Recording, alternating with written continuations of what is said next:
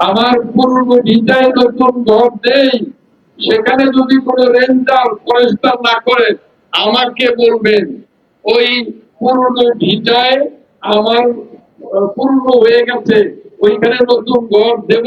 কোন দালাল, কোন ফরেস্টার, কোন রেঞ্জার যদি আপনাদেরকে টাকা চাইতে আসে, মামলা করতে আসে, আমাকে বলবেন, আমি দায়িত্ব নিলাম।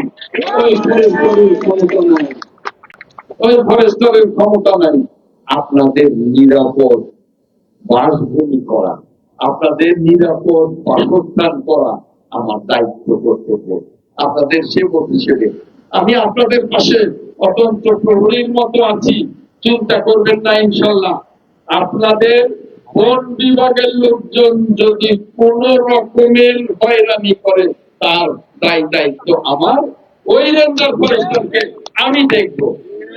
বনের মন্ত্রীর সাথে বলেছি যে আমার বনে আমরা বনের বিরুদ্ধে নয়, কিন্তু স্বৈরাচারী এরশাদ এই যে আটটিয়া বন আইন করে আমার এলাকার যে জনগণ তাদের বংশ পরস্পরায় জমি দখল করে বনে নিয়েছে, সেটা তো বনের জমি না। আমাদের যে জমি কি বনের জমি হলো?